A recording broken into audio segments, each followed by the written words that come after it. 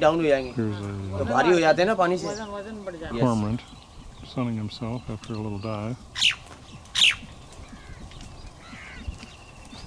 And there's Where are you from, sir? United States, Ohio, Ohio University. Akron.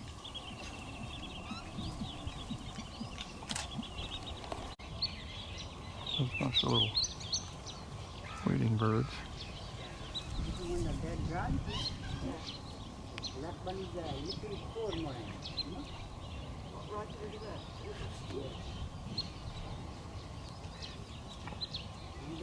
This one. Left side, the gray arrow. Okay. What's the send Right side, more branch, you know, sitting there, the little corner. Left side, the behind the island. Island, the gray arrow.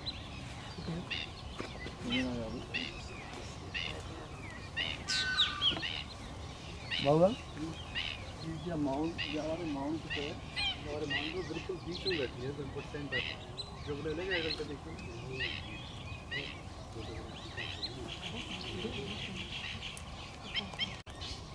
There's a bunch of little birdies with white noses.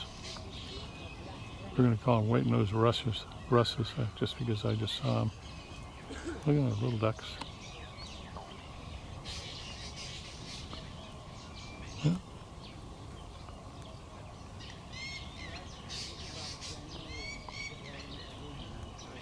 Whole flock of little ones there.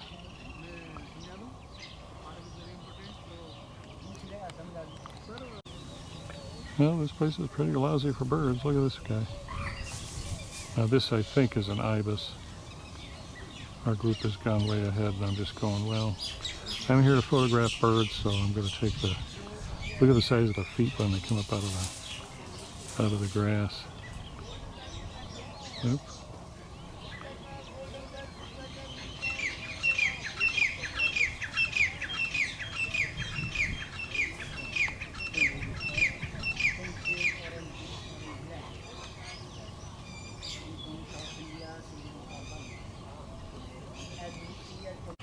Some little guy here making a squawk.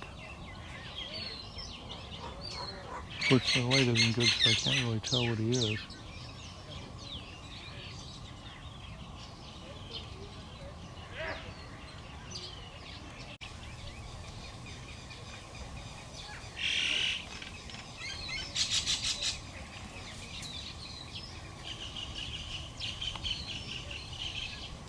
I guess those are brown ibis or something behind them.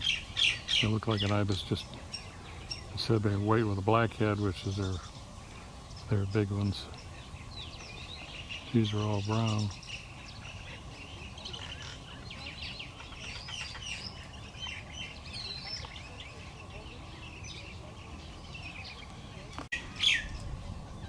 There's a big boy standing up in a tree. Some sort of stork. Look at that head.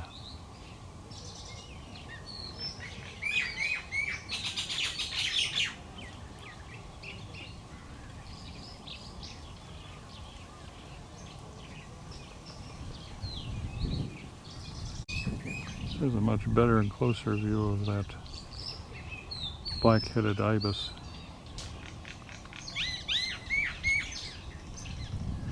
And all the other ones I had. What's he pulling out of there, if I can see? He found a vein of something because he's going at it like crazy.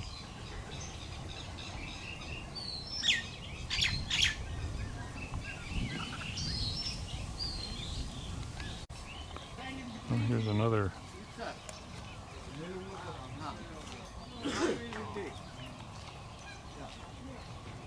This looks like the one that I saw up in the tree.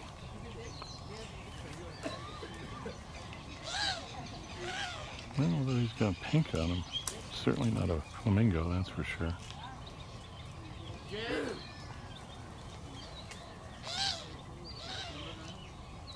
This one.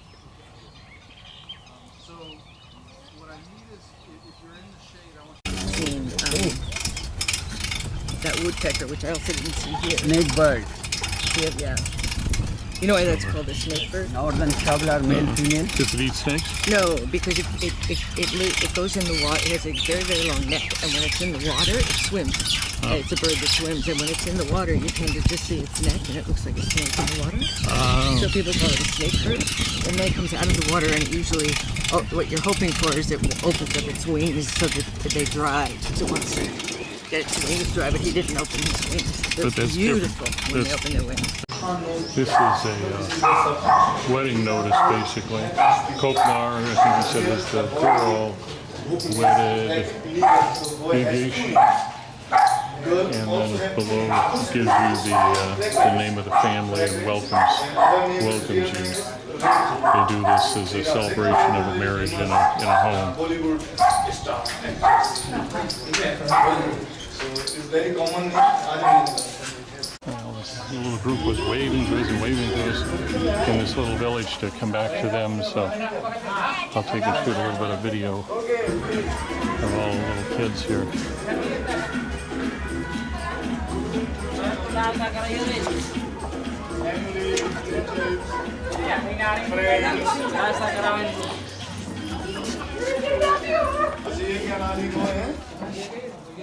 इन तुमने मैं देखा हूँ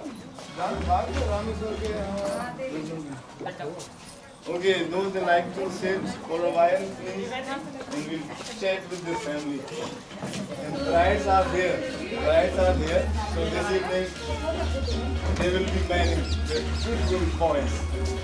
That's why this evening with big bands, dancing. Which ones are getting married? Yes, that girl and this girl. Both the sisters, real Two sisters. sisters?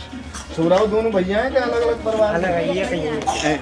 And both the brothers, you know, they are coming to marry with these girls. They are real brothers. Real brothers? Yeah, real brothers. So real bride, real grooms from one parent. Yeah. So this is still happening in India to save money. As you know, in my country, marriages are very expensive. Do marriages of our daughters, sisters, girls, two at a time, it is cheaper. You know, all the relatives, they come at a time and we provide meal and everything for them. If we are doing this twice, it is expensive. So we... 2 for 1 special. Yeah. Okay. So we seek the opportunities. If we find a right match, right people, right family, then we give both the daughters in one family.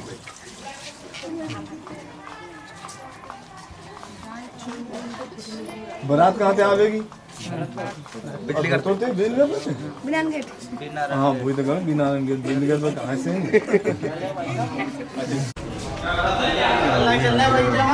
In the throne room, we're told that the Pasha or the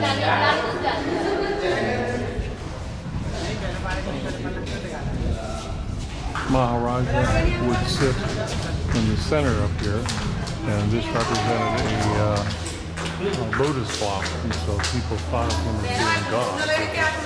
Because Buddha came out of the lotus block, and he said there's Hindu inscription up here, and then when you come down to the center of this pillar, you get Persian.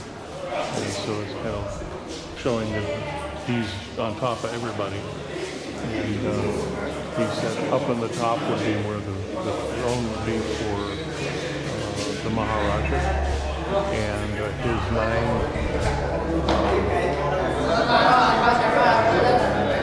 consorts would be sitting around on the sides talking politics. It's quite an interesting structure. He said it's all red sandstone, and it's holding up so well because the sandstone is the covering, but the inside is actually all a brick and mortar, so that's what gives it the strength. But and he said this has been restored, but not too much. Is what he said. So, and then we'll go out this way.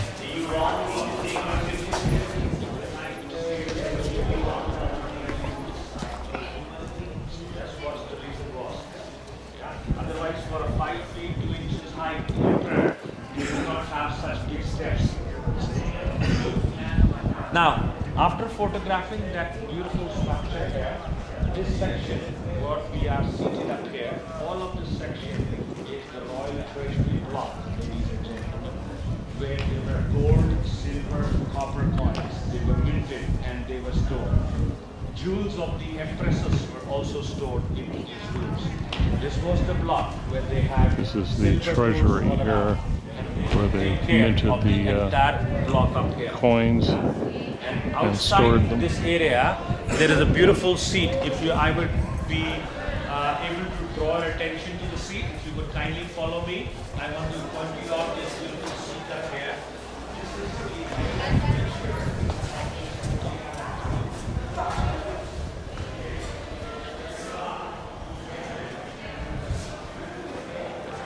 Kind of reminds me of the way it's laid out of almost the Forbidden City, not in Beijing, not near as large, but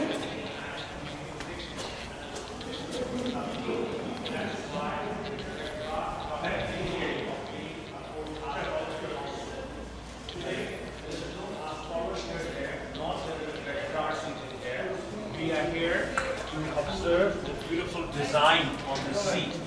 The name to this particular design. this is where the treasurer would seat. What's it? Makar Toran architecture. The word Makar is for crocodile. If you look carefully, that's the mouth of a crocodile there. You see a mouth of a croc. He has a jewel garland in his mouth. Again, a mouth of a crocodile. This is the crocodile. His feet, his claws all around. He has a jewel garland right up there. We used to have this kind of carving work done for the welcome of the people into the temple. Akbar, on his visit to Chittor, when he fought a war in Chittor, he saw the temples of Ranakpur and Mount Abu. He was mesmerized by the beauty of those temples, and that is why he deliberately brought that kind of a wealth these Mughals portray. And remember Fatehpur Sikri. Rao just showed me that this is an eagle. Oh yeah, look at that. Later on, they became richer and richer and richer. So that is why all of this was not very luxuriously painted, but yes, they were painted. Yeah, big boy. There were He's searching lot of for the, luxurious stuff up dhow. here, like your beautiful Persian carpets, For the what? wonderful For wall dhow, hangings, the the pigeon. wonderful drapes. Oh, yeah. Well, we've been touring this beautiful series of structures. This was a palace for the Hindu wife of the Mughal king that he came here, and they tell us they gave him he came to a Sufi holy man that told him that he would have sons, and at that time he did not have sons.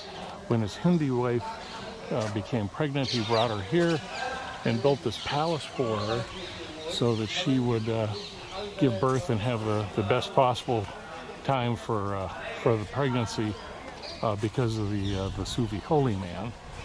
And so this was all built in the 1450s. It took 17 years, I think is what he said. And it's really quite an extensive complex.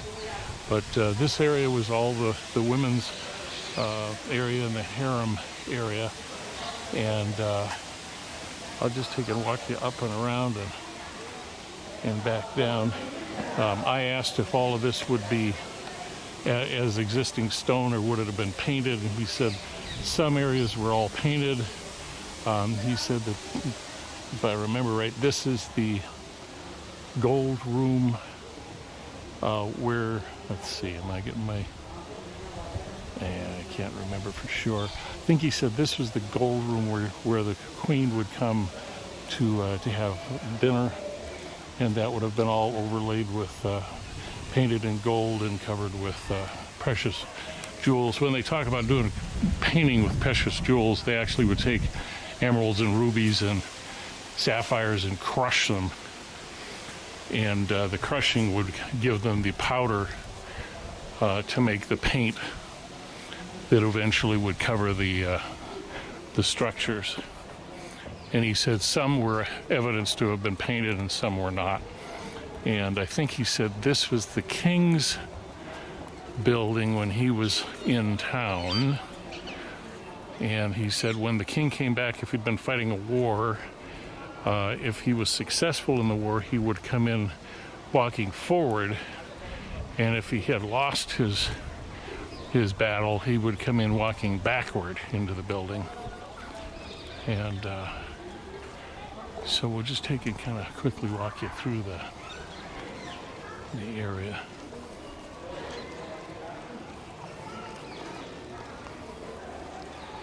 Quite an extensive palace.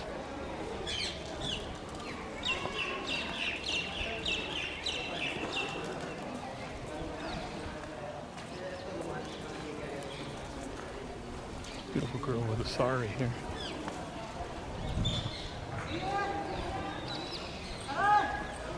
And on this side, sorry I'm shooting into the sun, but you know, that's where the sun is, so that's the way it's going to be.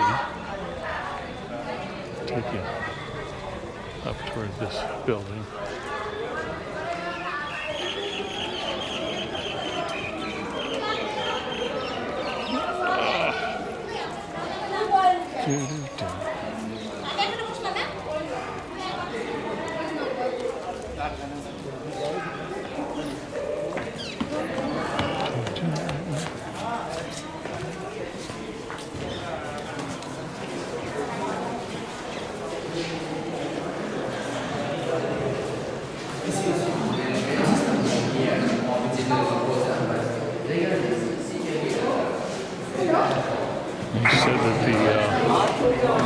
All of the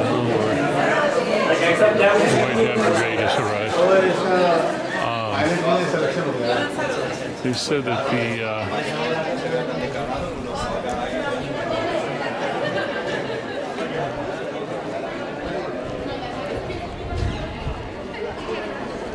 this is the inner courtyard where the king would have been. You got a Mongol king, and everybody in white hats. Really quite amazing structures.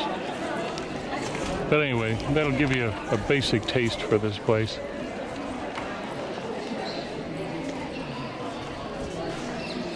Big dome there. This is the tower. It has 176 pillars in it. You can see them popping in and out as I walk along with the light. And the top is 5 stories, and it was there for the queen to go up and pray. She was Hindi, and she would pray to the sun as it came up in the morning. And when her husband was here, when the king was here, he would go in and be able to look out from the same place. But this is kind of the building out of the complex that everybody sees and remembers. They have some lovely gardens here. Yeah. And this would give you an idea of what the queen would be able to see from her palace. Gives you a view of some of the stuff that has not been rebuilt. They said about 60% of this is rebuilt and about 40% is original. And it's a World Heritage Site, and they are working on trying to restore more and more of it. And there's a lake down there, or pond, or whatever you want to call it. And then off in the distance is the little town. And in the middle of the little town, there's another building that looks like an old temple of some sort.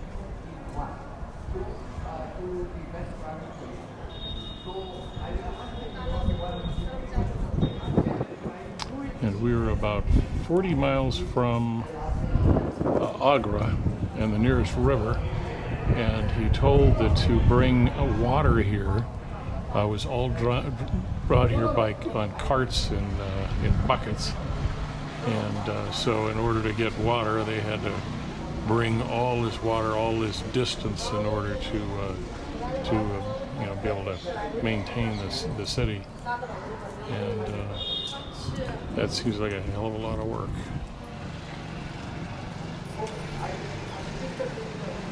Well, we are here standing in the dawn light waiting for the opening of the Dodge. They just opened the monumental doors.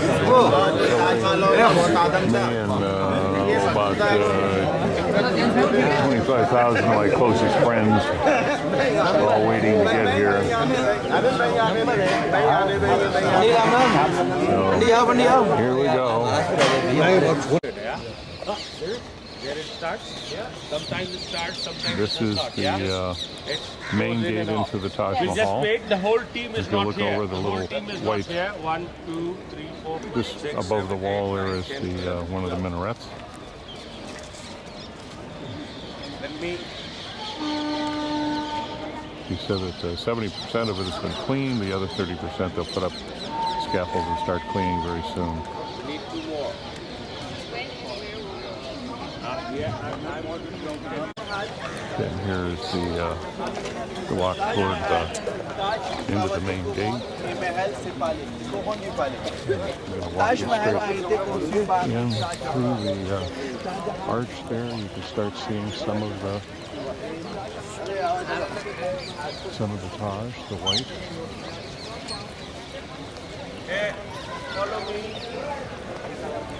Hand of our guide waving. For whatever reason, his speaker system is not working, so it's been a pain in the butt.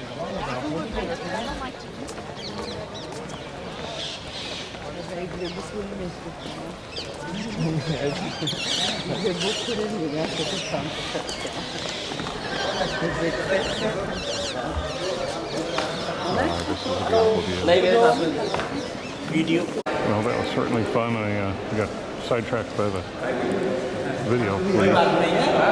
But we are now all right, and I'm moving forward.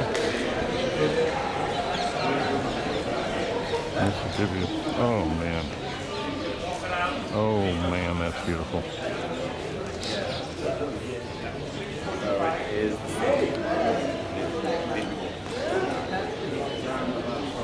The Taj Mahal.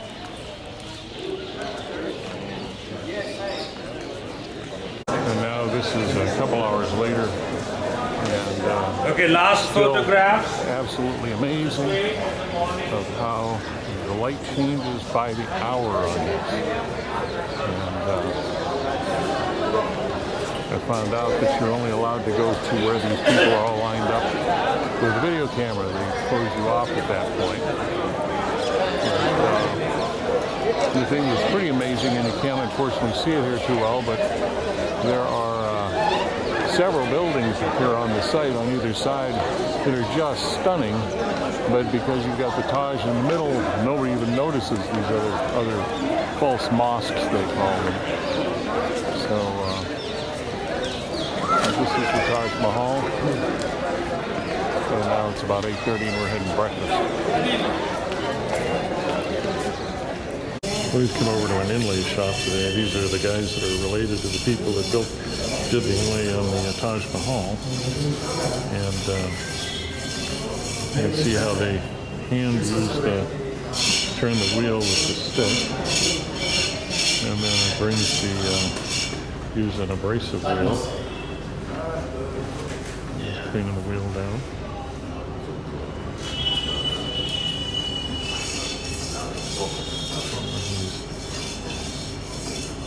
Working on an edge.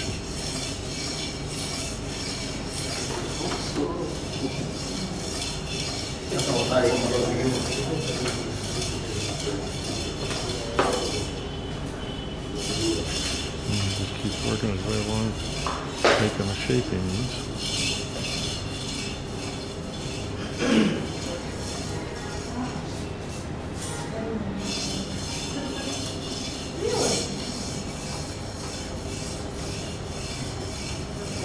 If you are good sales, we'll just give a couple of minutes to this young gentleman eagerly waiting to explain us how they do the work. Then he says it will make more sense to you to photograph them. Finished stones he's working on.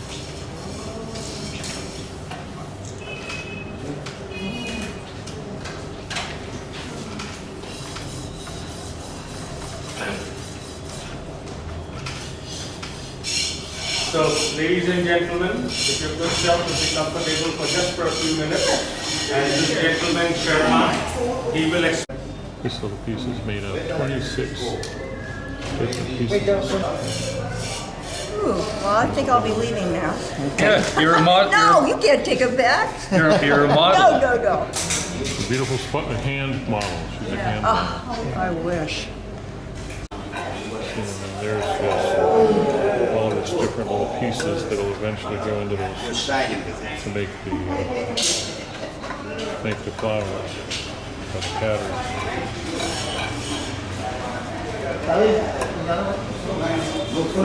Pretty amazing. A lot of patience.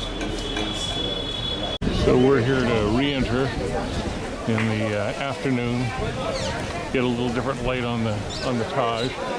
This is the main gate, and I'll be allowed to just take this through the gate to the other side to a pipe railing we've got, and then they say, okay, you can't bring it any further. So Mr. Rao has been taking care of it for me. He takes it away and they lock it up, and then we come back.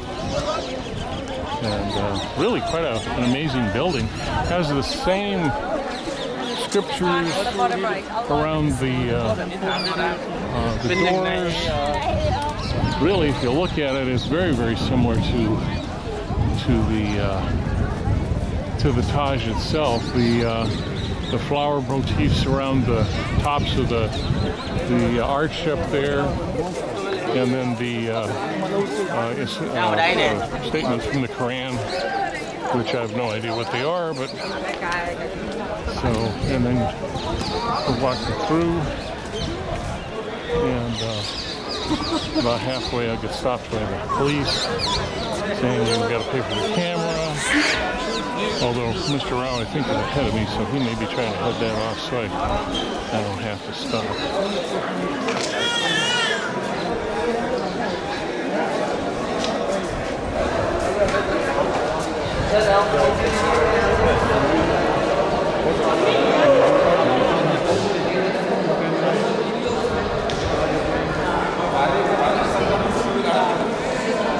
Oh, yeah.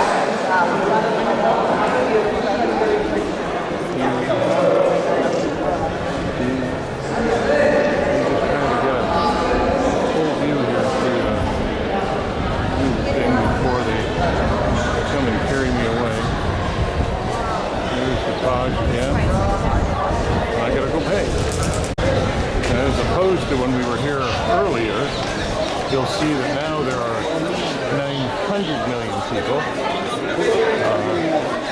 here. You can see them all up on the main level.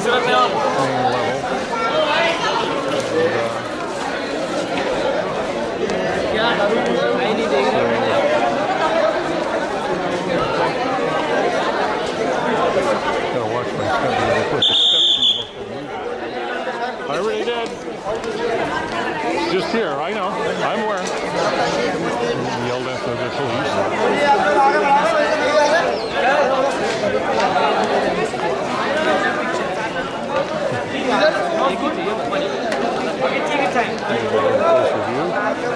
Unfortunately, that's as far as I'm really allowed to come in. After that, we start to get off the sulfies and start beating me. The thing that's always a surprise was there are two, this is actually a mosque on this side, and then on the other side, yeah, I pay a lot of money to get the camera and bite me, and anyway, guys, making it really crazy, and this is the false mosque, which is on the other side, and that would be that. As they call it, this is now, we've entered God's Light. Sorry, I'm just going down a series of stairs here. This is God's Light. Gives you really beautiful colors. As you can see, it looks like there's a band of color above the Taj, or behind the Taj. And here's our reflection in the pool down below.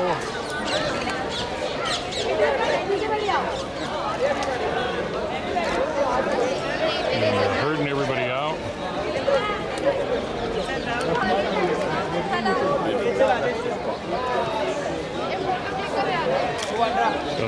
shots will be tomorrow morning at dawn when we have our camels. Camels are always good at the Taj. It's about 5:45, and we're over here to pick up the tuk-tuks that are going to take us to the other side of the river at the Taj Mahal. The next two, please. So we can go out and The next two, please. drivers. Morning. You all right? Yeah, but this is good. But I wonder if we can get a different one. Here's the fanciest tuk-tuk in all of India. This guy has really put some bling on it. They all kind of dress him up for themselves. Well, he's got a cow catcher on the front of this thing. That's interesting. But we come out here, we're going to be driving out to see the Please come. Let's go. Taj Mahal from the opposite side of the river. I mean, this is something that very few people get to go out and do. Mr. Rao set this all up. Our amazing guide. Yeah, there you go. That's him. That's him. Watch them trip. Don't trip. Can't lose you at this point, you know. Well, we're walking through this field. I've been just told that this is highly illegal, but there is the Taj. It is not quite dawn. Ooh, there goes some birds flying through my shot.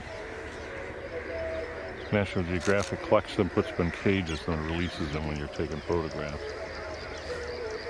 There we go. Okay, I'm just kidding about that. Oh, look at the birds all coming over. How is that? The Taj at dawn. Crows flying everywhere. Life is good. And 24 hours from now, I'll be sitting in my living room. Well, we've come out here to the Yamuna River this morning. This is what is right behind the Taj. And we've got our birds here, as you can see them all flapping around. They just decided to start flying because I started videotaping, so they've apparently done this before. And then I'll swing you around. The camera's going to have a little hard time keeping focus because it's going to not know what to focus upon. But I'm hoping when we get all the way around, You want him to just take a step back? there are our camels that we've had come out. You can see now, eventually, the Taj will be directly behind him. I don't know. You can kind of see the dome. Yeah, that's perfect. Perfect. You can kind of see the dome through the mist right now. But that's a pretty cool shot. There's the reflections on the water of the camels. And you can just see the Taj coming through. Yeah, just coming through.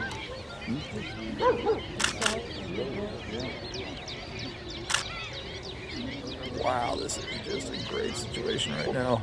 We should get clear, right? It'll get Taj clear, Mahal. but keep shooting because you'll see it's changing every couple minutes. And you can see the Taj now. Actually, it's lifting. yeah. It's lifting right now. Right.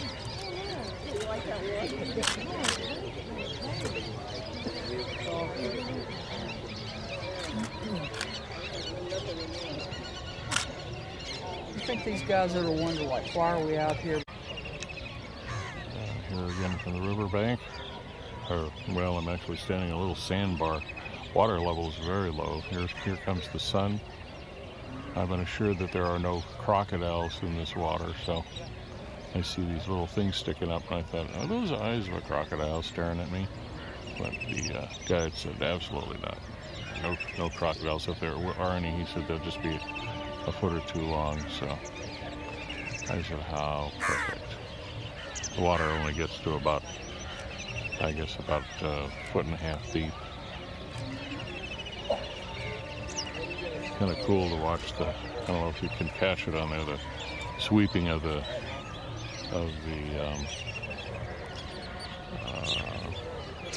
mist coming off of the water. And here there are two camels, and in the background, coming and going, you can see the Taj appearing and disappearing. As soon as the sun gets a little higher, this will all burn off very rapidly, and we'll get a dramatic view of the two mosques on either side. They call the one is a working mosque in the distance, and the other one to the left of the Taj is actually a false. They call it the false mosque because it's actually just to balance the other one. The guys, the Mongols believed in symmetry and everything, and especially in this. The only thing that isn't symmetrical, is asymmetrical to it, is when they brought the king's, the emperor's body and buried it next to his wife. She was buried exactly dead center of the building, and he is buried to the left of her, and that's the only thing that is not symmetrical. Okay, this is nice. Camels coming back, and you can just see the Taj in the background coming through the mist. The light is starting to change because the sun's coming up a little higher.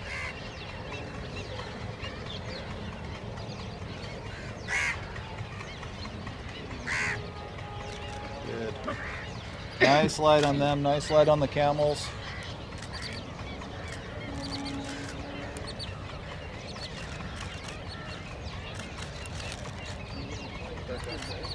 Yep, a little reflection in the water and the snow.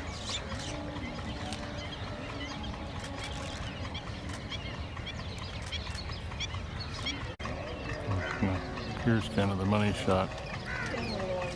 Camels are going back into the water.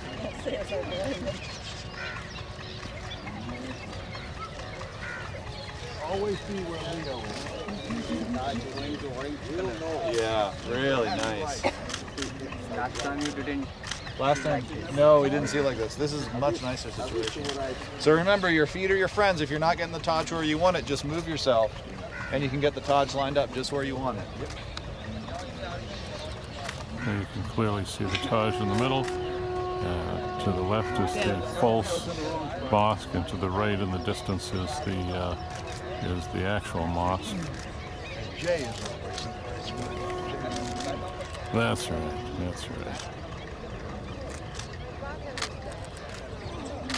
That's becoming quite a beautiful shot.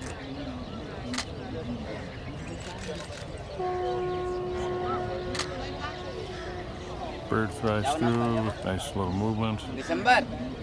Well,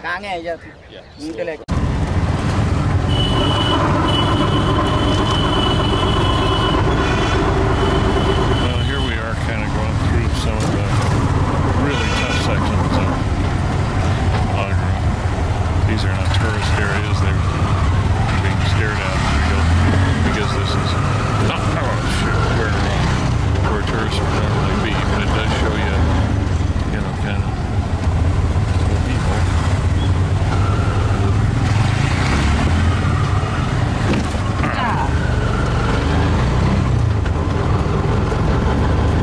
Riding on a tuk-tuk. Right around the front here.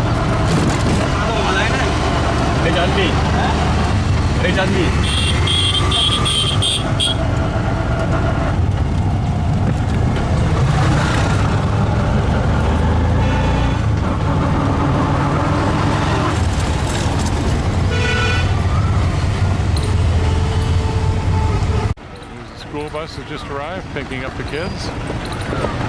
They're all wearing uniforms. Young men getting on. Hopefully nobody has any objections.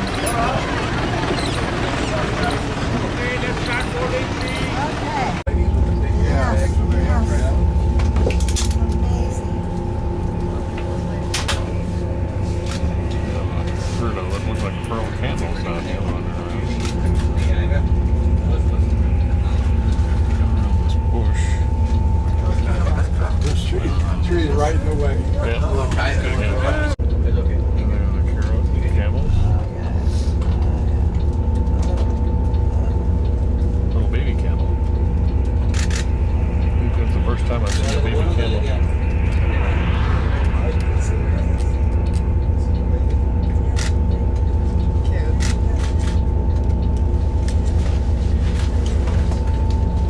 Yeah, I think I got the motorcycle and the ladies all on the same time. We're outside of Delhi. This is a development called Cyber City, where Microsoft and all the guys have their headquarters. And, they're building high-rise apartment buildings and stuff all over the place. They're building high-rise elevated rail system for getting people around. So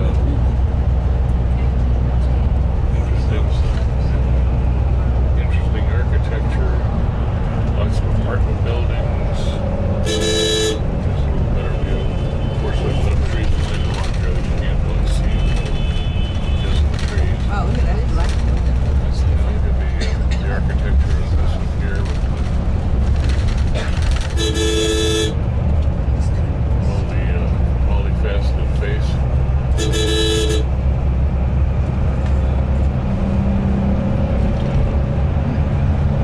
This is their big tech hub, and this is where everybody is in India. Tech is starting to relocate. So next time you have somebody call you and says, I need access to your computer, I guess I'm with Microsoft, they're lying from here.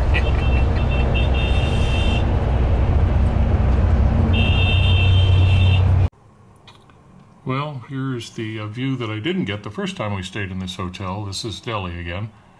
I was down on the first floor and could not see over the trees. And so this time they gave me floor 6.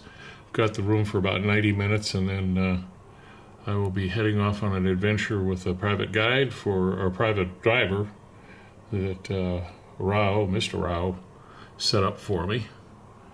And so I will be able to go out and see one more temple. Then I go over to the airport, and I will be sitting in the airport from 7:30 until 2:30 because United delayed my flight. So it's caused some problems for me to get going. But this area is mainly the government offices. And so anyway, that's Delhi from the 6th floor of our hotel. Well, I just had an interesting guide here at, I don't know what the name of the site actually is, but what it is it was the original site for 26 Hindi temples. And in the 1100s, the Muslims came in. I'm going to be careful what I say. The Muslims came in and basically tore them all down. The guide was saying that each temple was encrusted in gold with precious stones over the whole exterior of them. They were tremendous amount of wealth, and that was all taken away. And the Muslim community basically came in and destroyed everything and then built a mosque here. And the mosque was the largest in India, and this was the minaret, which was built in the 1100s. And it's 238 feet tall, and it took about 7 years to complete. And if you look at the first rung up there, they're not really covered over, and then you come down a little ways, and it's round, and then you come down, and it's pointed flutes. And then the next section comes down, and it's all rounded flutes.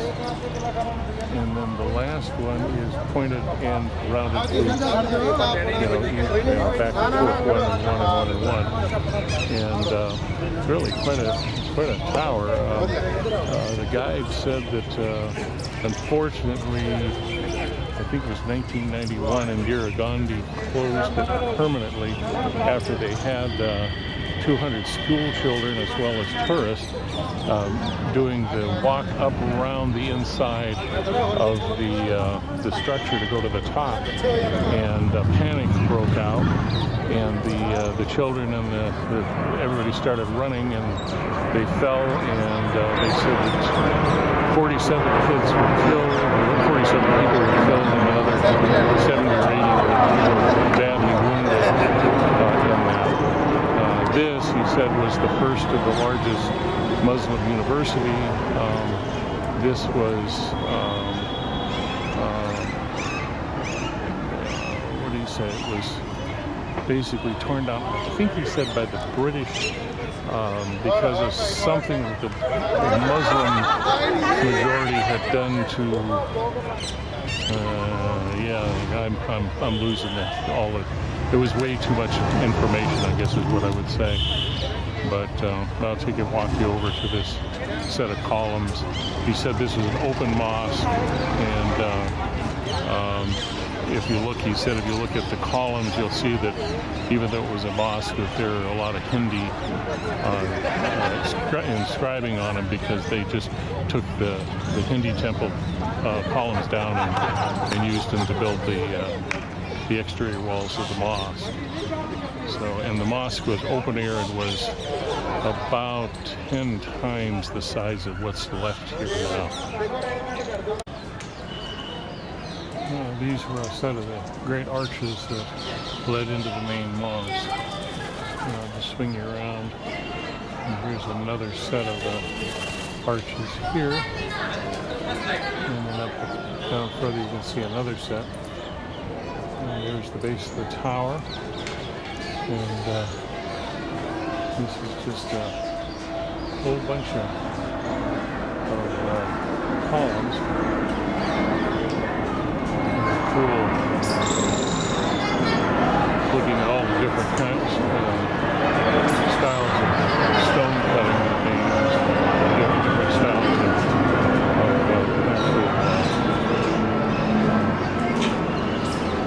not embroidery, patterns that they cut into it.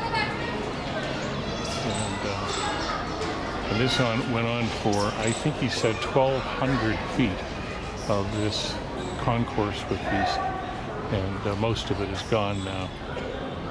And this, in the middle of the screen here, this cast iron post is from, I think he said 200 AD, and he said that it was in the Hindu temple, and for good luck, if you could wrap your arms behind your back around it, you got 1,000% good luck. And if you could wrap your arms around it in front of you, you get 100% good luck. And so anyway, so that was the story of the lucky cast iron, whatever. So there you have it. I'll put the name of the actual temple here on it when I get it. But really quite interesting. I'm grateful that I got the chance to come over.